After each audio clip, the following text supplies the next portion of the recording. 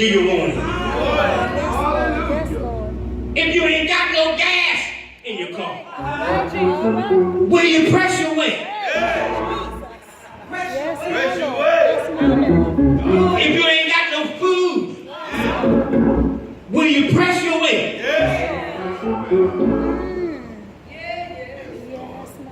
How bad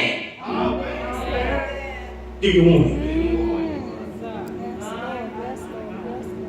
I heard Jesus. a man of God say, this is how he said it. He came and sat down on these seats. And he said there was a great storm in the ocean. And he said the ship with the rocket, the wind started to bolster. And he said the ship seemed like it was out of control. And he said Jesus came walking across the water. When he got close to the ship, the men on board got troubled. They thought it was some kind of spirit. They thought it was something that wasn't right. Who could this be? Gazing across the water. But he said, Peter. Peter stood up. Because he wanted him so bad. That's right. He wanted it. He stood up Yeah. and looked at Jesus. And he said, Jesus, bid me to come. He wasn't worried about where he had to go through. He wasn't worried about what he had to walk on. No. He just said, bid me to come. That's right. And Jesus said, come. Come. And Peter stepped out. How bad do you want it? Peter stepped out. And when he stepped out, he started walking. Yes, sir. Yes, sir. He was walking on the water. Yes, sir. But like we do so many times, Peter took his eyes off of Jesus. And he started to look around.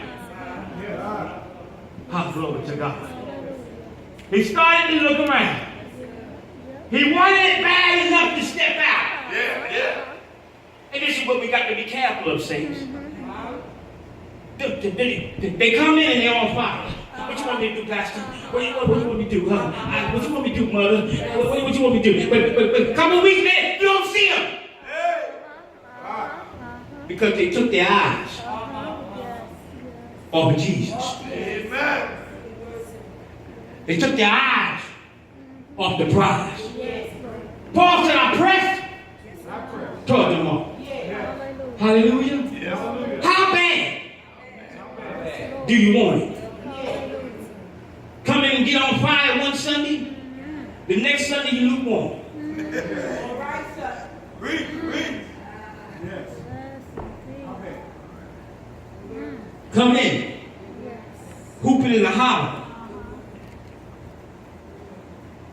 Some of them want to come in and get mad because they don't put them up to preach.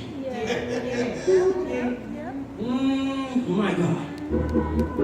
I'm sorry, I didn't come to revival to get y'all to jump around. But I believe if you're going to be revived, you don't go to a gas station and look to put bad gas in there and expect for the car to run good.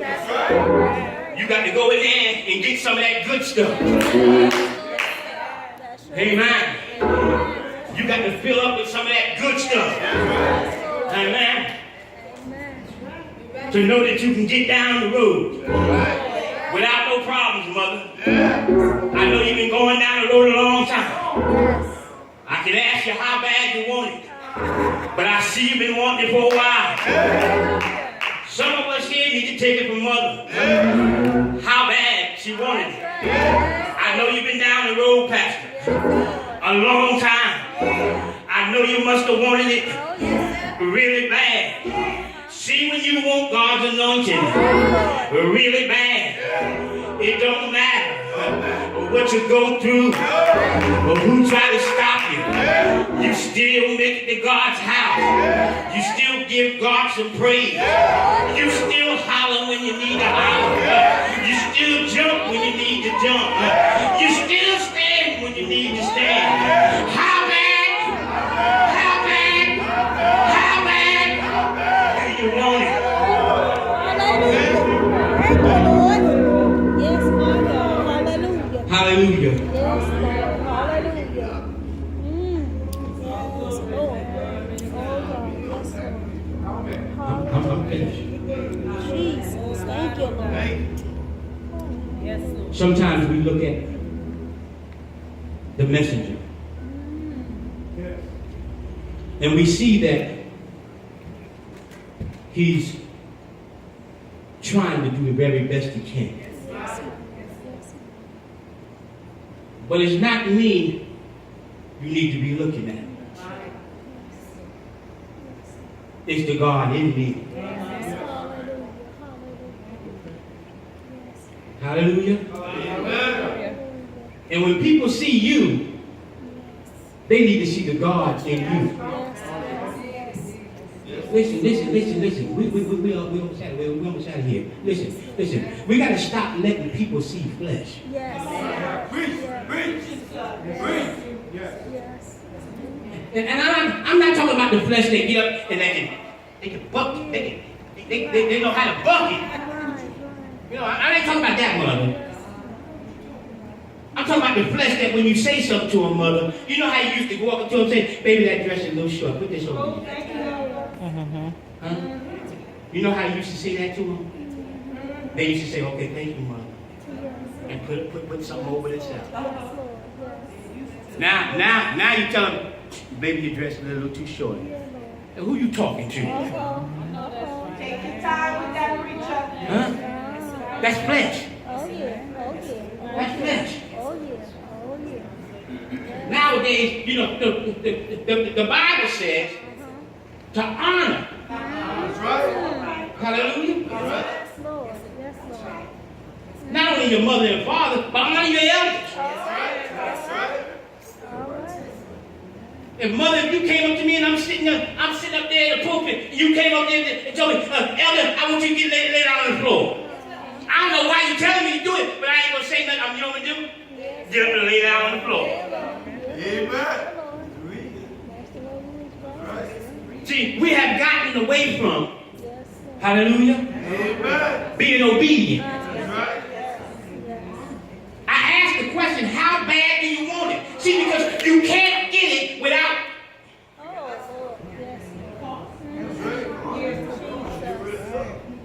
being obedient. You got to want it bad enough. Amen? Amen? God told me to come out tonight and stir the people up.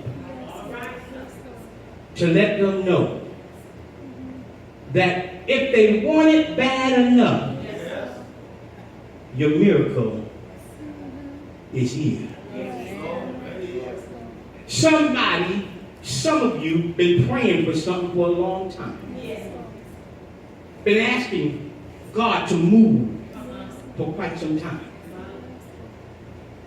God told me to tell you tonight, if he see a change,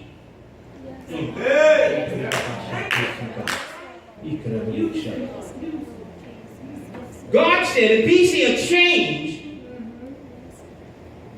in your attitude, and a change in your desire, what you've been asking me for is yours. It's yours.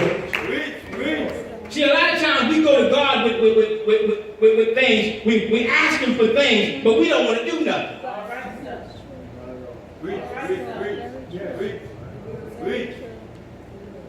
We want to pray, tell God we need this and we need that and we need this, but we don't want to do anything. Amen. I'm finished. I'm finished. I need you to know this. God says, as bad as you want it, there's some signs to follow it.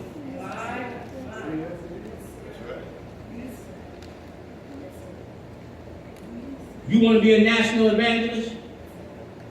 You got to show some national evangelist ways. You want to pastor over a house?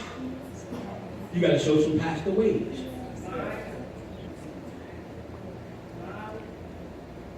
I'm saying this, people of God, because the Bible says there's going to be a great falling away.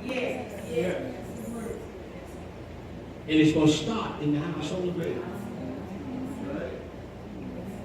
We got to be so careful that we don't let this time slip by us. While we have a chance to get close to God. How many believe here tonight? How many believe that God is still in the miraculous business? Amen. Hallelujah. We believe. While we're standing.